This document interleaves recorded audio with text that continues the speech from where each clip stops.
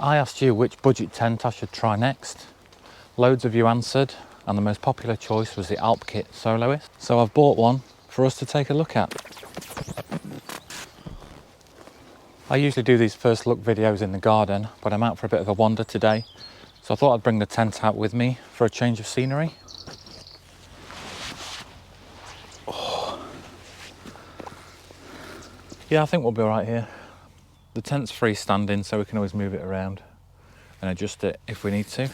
So obviously this is the tent, this is how it comes packed. And straight away, one of the things that hasn't filled me with confidence is the bag. So the stitching's starting to come away. I haven't gone into the bag itself yet, I've just felt to make sure, you know, it feels like there's poles and pegs in there. But yeah, hopefully that's not an indication of what's to come. Now I had a budget of £130 to try a new tent, so I did go for the standard size, not the XL. The XL is, I think, £20 more expensive and it's 20 centimetres longer. But the standard one's 2 metres long anyway, 200 centimetres inside, so should be long enough for me. And I didn't go for the footprint because again, that took me over budget. The footprint's £19.99 and I definitely wanted to stick under that £130 budget. It does say on here as well that the total weight is 1.2 kilos. But on my scales of truth, this pack weighs in at 1.34 kilograms.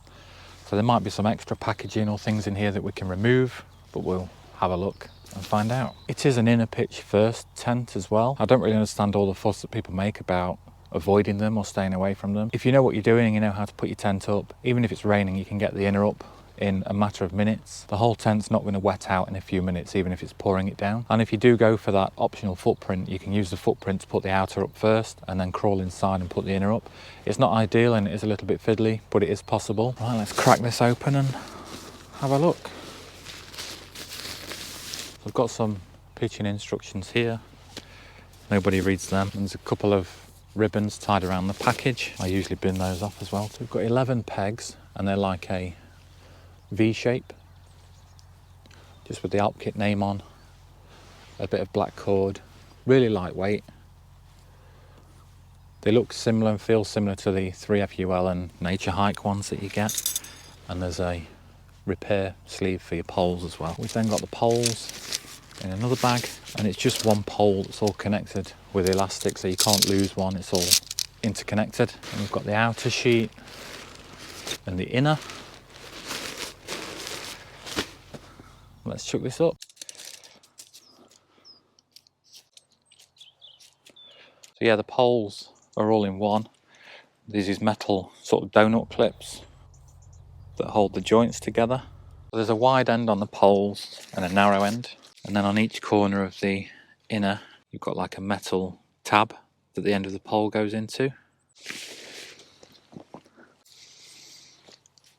Then once you've got the corners in, you've got these plastic hooks that just hook the inner onto the body of the tent. Don't you love the smell of a new tent? So that's the inner all clipped on. We are freestanding, so we can still move this around to find a decent spot for it. So the inner is mesh from here upwards. Then you've got a solid panel here down to the bathtub floor. And the floor is a 5000mm hydrostatic head polyester. The door is mesh as well, with 2 zippers on it. And the zip goes pretty much all the way around, so you can get a decent entry to the tent. Now we can have a look at this fly sheet and get this thrown over the top.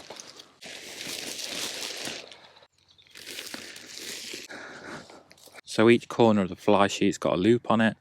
Just for now, I've put that loop underneath the pole, but if I was camping in this, I'd take that pole out, put that loop on top, and then you've got a buckle here that you can just pull to tighten the outer. Now it is still freestanding because I haven't pegged anything out yet, but from this point onwards you would need to put it where you want it to be permanently or for the night, because now you need to start pegging it.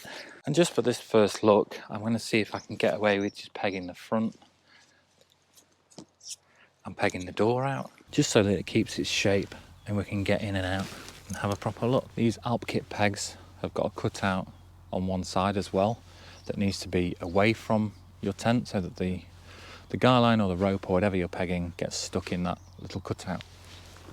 So there's pegging points in each corner, and then there's 2 pegs at the doors, so 6 pegs minimum. There's also a pegging point here on each side to pull the outer away from the inner, and a guy line on each side as well. So pitch wise, it doesn't look tight at the minute because, like I say, I haven't pegged out all of the points.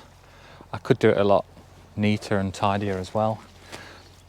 The pole inside is here, for example, and it should be behind this seam, but that's just the way that I've adjusted those buckles at the bottom. There's a pegging point at the back as well to pull that out. The design of the tent is a really thin, as you can see, sort of blade design, so you do need to be aware of the wind direction when you're pitching, because you wouldn't want a strong wind or even a mild wind going straight into the side of the tent. But it does feel quite stable and quite secure. You've also got a vent at the front here as well, with a little pole that holds that open. So in really bad weather you could close that. I wouldn't recommend closing it, just leave it open for some airflow. So we've got 1, 2 Velcro tabs on the door.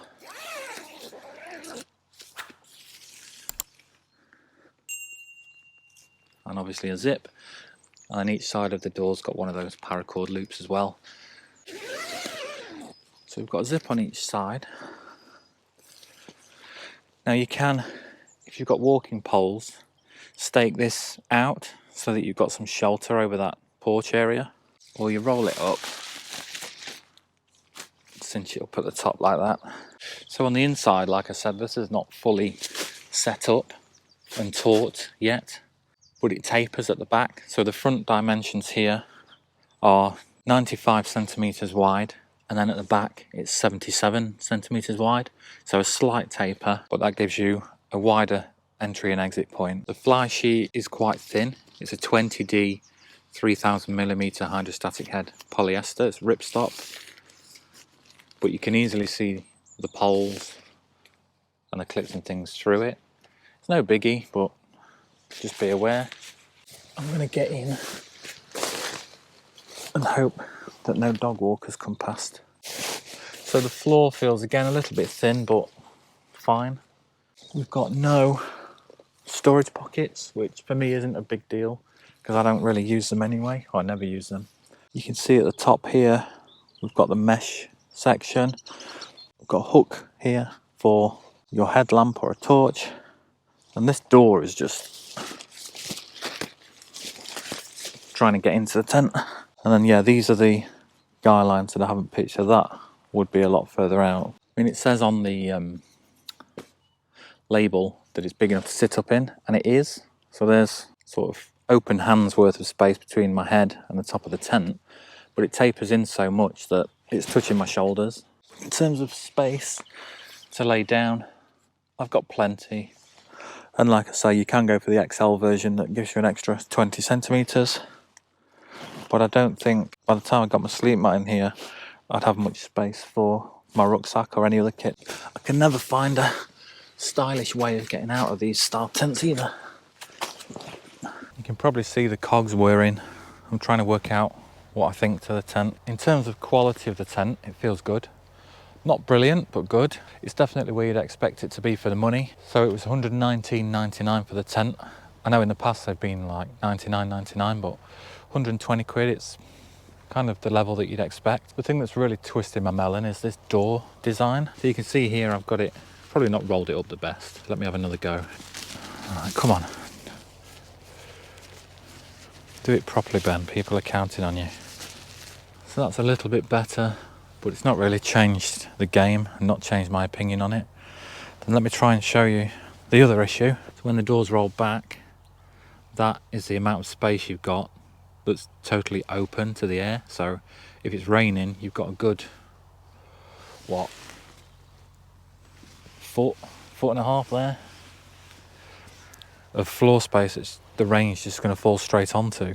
So unless you peg that door out with trekking poles, the rain's getting in. Plus it's just a faff. I don't really get why you need 2 zips and you need to do all that roly-poly malarkey. I know it's an old design. It's probably 2, 3, if not more years old.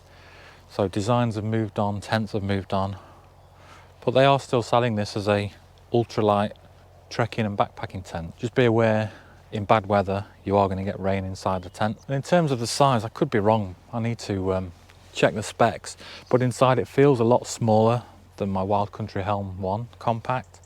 That's got enough space to put your sleep mat in and then leave your rucksack and a few bits down the side. I'm convinced with this, once my sleep mat's in, I'm not going to have space in there for my rucksack. But like I said, I could be wrong. It could just feel smaller because you have to get in at the end rather than at the side. Now obviously everything I'm saying here is just my own opinion, so do your own research. There's loads of other YouTube reviews on this tent out there of people camping in it. I just wanted to compare it to the tents that I've used and give you my opinion on it. So my first impression is, if you've got 100 quid, 120 quid to spend on a tent and you're looking for something that's lightweight, 1 or 2 person, I will probably go for a Nature Hike Cloud Up 1 or Cloud Up 2. They're a very similar design. I did used to have the Cloud Up 2 myself, and you'll have seen that on some of my previous videos where I've wild camped in it. The Cloud Up 1 is pretty much the same weight as this. It's a little bit longer and slightly narrower, so in terms of floor area, very comparable. Cloud Up 2 is a 2-person tent, so it's 125 centimeters wide. You get a lot of width in there for all of your gear, and it's 210 centimeters long, so a little bit more space that way as well. So the Cloud Up 1 you can get for £89, so you're saving yourself 30 quid straight off the bat. Cloud Up 2 you can get for £109, but that's in the light green colour. The dark green is 165 on Amazon, but Outdoor Gear Essentials sell it for 125.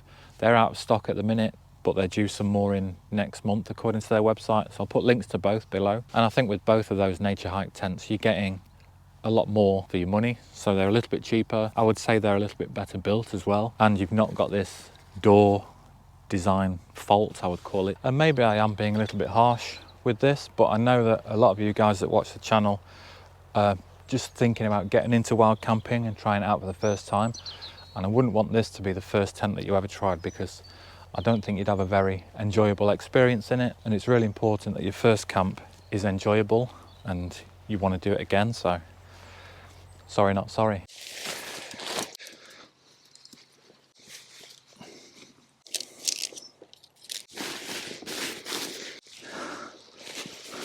This is where I've been, leave no tents. So you probably gathered I'm not massively impressed with the Alpkit Soloist. I don't feel like I need to camp in it to work that out. But if you do like what you've seen and you're looking for a tent, I am going to give this one away. Just drop a comment on this video and put hashtag going solo in it. Only enter if you can give me a UK address to send it to. Make sure you spell it properly. Don't put spaces in it, and put the hashtag at the start. Otherwise the random finder won't find your comment. I say it every time, but there's always 1 or 2 that manage to get it wrong. So I'll be picking a winner on the 7th of February. Thanks for watching, and I'll see you in the next one.